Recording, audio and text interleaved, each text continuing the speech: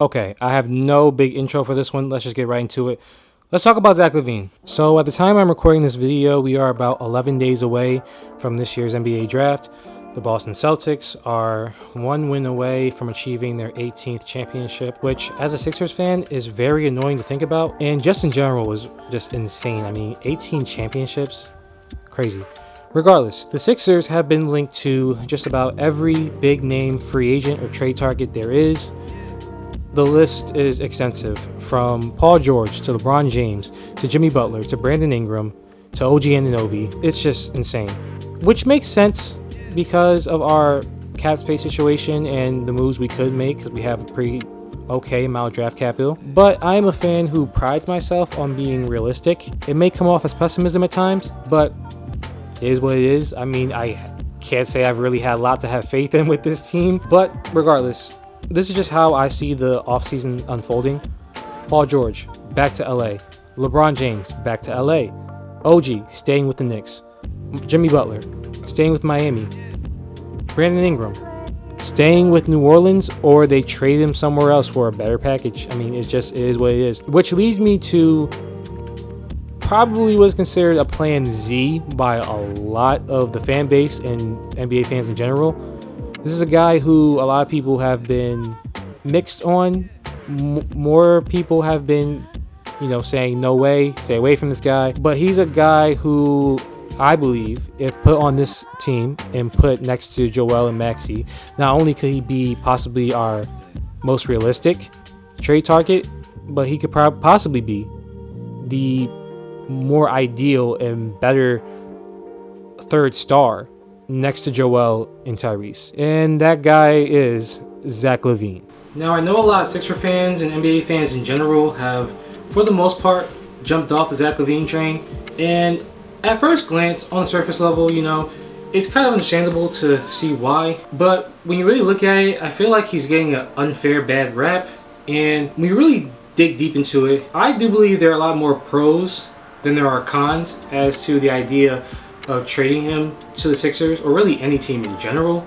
So yeah, let's get into it. The main issue NBA teams have with Zach LaVine is his contract. It's considered one of the worst in the league. It's considered a poison pill contract. But when you really look at it, it doesn't seem as bad as people are trying to make it out to be. Back in 2022, Zach LaVine signed a $215 million contract extension with the Chicago Bulls. Where we stand now, he is owed $43 million this upcoming season, $45 million the season after that. And in the 2026-27 season, he has a player option where if he opts in, he could get about $48 million. Now, as Sixers fans, I understand this might not be the most ideal contract to bring in, considering you just got a guy in Tobias Harris off your books. And I, as well as other Sixers fans who I've seen and talked to, believe that the best way to use this cap space would be to get high-level role players to fill the needs around Joel and Tyrese. However, the reality of the situation is Daryl Morey is driving this ship. We all know Daryl Morey's MO. He star hunts.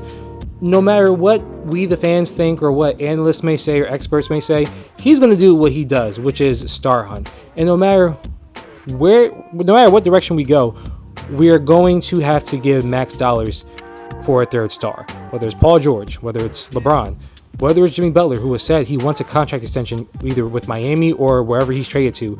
Brandon Ingram, who's on the last year of his deal with New Orleans and is owed max dollars for his next contract. And with where the Sixers are right now, we cannot afford a one-year rental. We just can't. If he doesn't work out, that's a hit that we cannot afford to take. I think the only guy who's really manageable is OG, which sure, you're going to have to give him a lot of money, but still, it's probably the easiest pill to swallow, whereas it doesn't really give you a big dent in your pocket compared to other guys on that list. And looking at Zach LaVine, I would rather, if we had to max someone out, I would rather give it to LaVine, where two of the 5 years out of his contract are already finished. A guy who fits the age timeline with Joel. He's only 29 years old. Joel is like a couple months older than him, I do believe. He's a guy who, when healthy, is still an elite 3-level scorer, and a guy who still has great athleticism. I don't think he's lost a step since he's gotten into the league. And is a guy who I would rather pay $48 million for on his final year of his deal, rather than paying $60 million for the final year of their deal to a Paul George, who is currently 34 years old, and by the end of his contract is going to be about 38, and we have no idea how his game is going to age next to Joel or Tyrese. At least with Zach LaVine, you still have the youth factor and still have a guy who takes care of himself to a good extent. So yeah, I would rather go the LaVine route there. That's just me. Another issue NBA fans have with LaVine is his lackluster playoff history, which when you really look at it, you can't blame him for. I mean, he's never really been in the best situation. Looking at his time in Minnesota, the best squad he was with was a young Cat, a young Wiggins, and an old KG who was on a farewell tour. You're not exactly going to go far with that squad.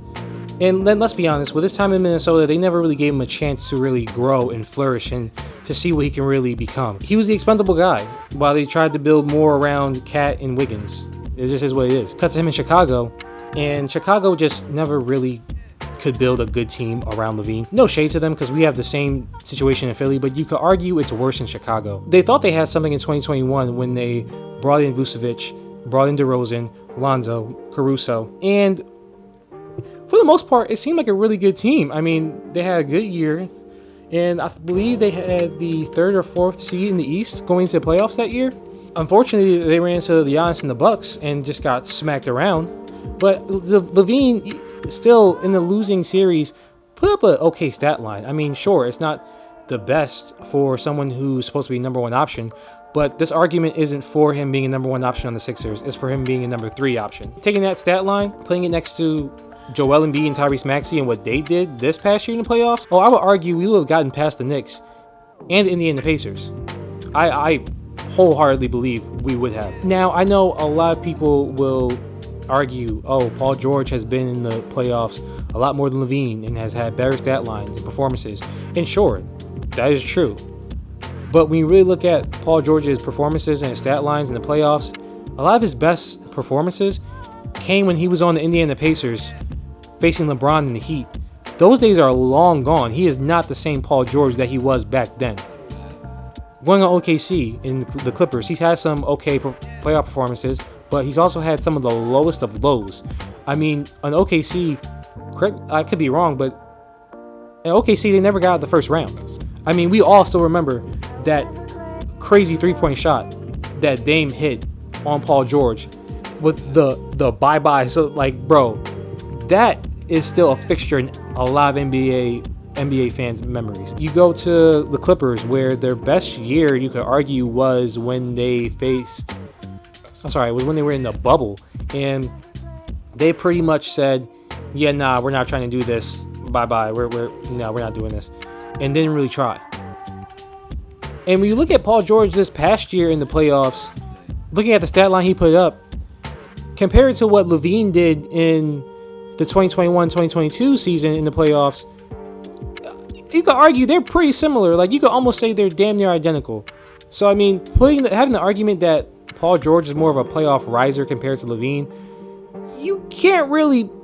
it's not really an argument you could fully make. I mean, we've seen playoff P hit a lot of low lights. I still remember when he hit the side of the backboard when shooting a 3. Like, come on now. So, for me, I'd rather have LaVine, in my opinion. And I know people will knock LaVine for other things, such as his defense and things of that nature. But let's be honest, Chicago isn't exactly the best place to want to play for. Looking at his injuries, sure, he cut his season short because of an injury, the surgery he needed, which he did need that surgery, but let's be honest, he could have played the rest of the year. It wasn't as bad of an injury that he couldn't keep playing. He really took that surgery so he wouldn't get traded to the Pistons. Because looking back at the trade deadline this past season, the main rumor was him being traded to the Pistons because no one else really wanted to take that contract. Yeah, I would do the same thing if I was in LaVine's shoes. But bringing him to Philly, where he would be playing with the best center he's ever played with in Joel, and one of the best up-and-coming guards in Tyrese Maxey, you would definitely see a change in Zach LaVine. And with him being the 3rd option most nights, sometimes 2nd option depending on Embiid's health, he can definitely fill a lot of roles well, especially defensively. With Nick Nurse as a head coach, I am positive Nick Nurse can get a lot of defensive prowess out of Zach LaVine, make him a more than passable, more than decent defender on this team. It could definitely work. Another reason why I feel so strongly that Zach LaVine pairing with Joel and Maxey could work is because of one man, Drew Hanlon. Now, for those of you who may not know, who may be living under a rock, Drew Hanlon is probably the most popular, most well-known, most go-to guy when it comes to NBA trainers. Joel Embiid, Tyrese Maxey, and Zach LaVine are all Drew Hanlon guys. He's the reason Joel's game has reached the heights that it has now, and he's the reason why Tyrese Maxey, well, good portion of the reason why, because Tyrese has crazy work ethic. Don't want to take that for granted. But Drew Hanlon was also a big fixture in why Tyrese's game just skyrocketed this past year. Career highs in points, career highs in assists. He helped make him a better facilitating point guard. In one offseason, Tyrese and Joel got their chemistry down pat. Getting the pick and roll game tighter. Getting those passes working, just the timing down. Like, for a good portion of this past year, Joel and Tyrese were probably one of the best 1-2 punches in the league, by far. So I have no doubt that putting Zach LaVine in that equation, I'm sure Drew can make it work to getting those guys all on one accord. Also, the fact that, Zach LaVine and Tyrese Maxey are also both New Balance athletes and Clutch Sports clients. So there's probably already that mutual respect level, probably a friendship there. And so I don't think it would be an issue of like Zach coming in and stepping on Tyrese's toes, like I think it would if we signed a guy like Paul George. So yeah, I think even with Joel out playing in the Olympics right now, I mean, just getting Tyrese and Zach in the lab together will pay dividends. And then you can add Joel back later when he gets back. Like, come on, there is no doubt in my mind that Drew can make it work with these three guys. Just no doubt at all. Now, the main reason why I feel so strongly about a Zach LaVine move is pretty much because of the cost. Recent reports have come out saying that Chicago has greatly decreased their asking price for LaVine in any trade compared to where it was at the trade deadline. And that's very intriguing for the Sixers. Looking at Zach LaVine, he's a guy whose contract could be absorbed into our cap space without us really having to give anything back to Chicago, which is great because we really have nothing to give anyway except for draft picks, which aren't even really that flashy and really could be beaten by just about almost any other team, especially OKC or the Knicks in any trade for a Lauri Markkanen or Mikal Bridges.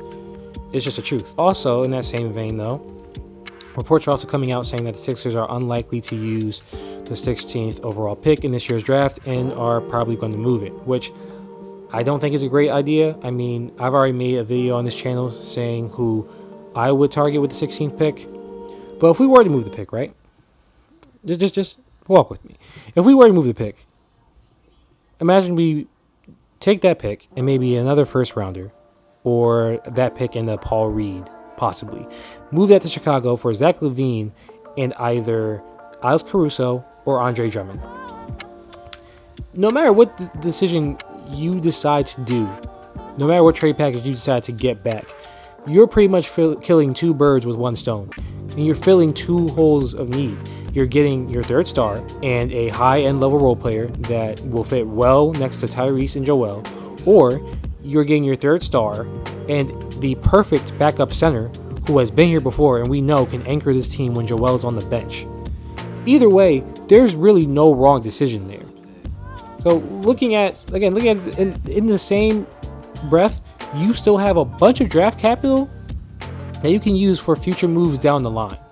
So yeah, in my opinion, the Zach LaVine move is, because of those things, probably the most realistic move we can make, and probably the best one that will help our team without really hampering us that much.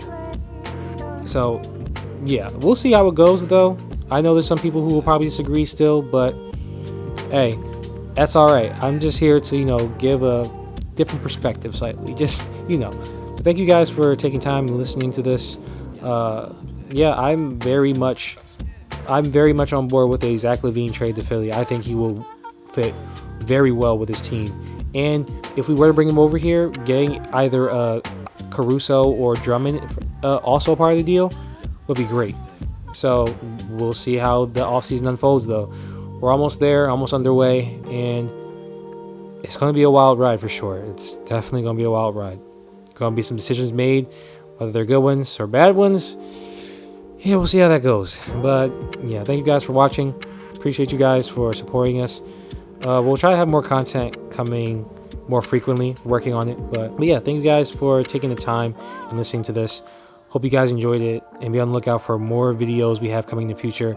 I will be making videos reacting to the draft for the Sixers specifically. No matter what we decide to do, whether it's trading the pick or actually drafting a player, I will be making a video on it. So yeah, talk to you guys soon. Be blessed. Have a great day, and go Sixers.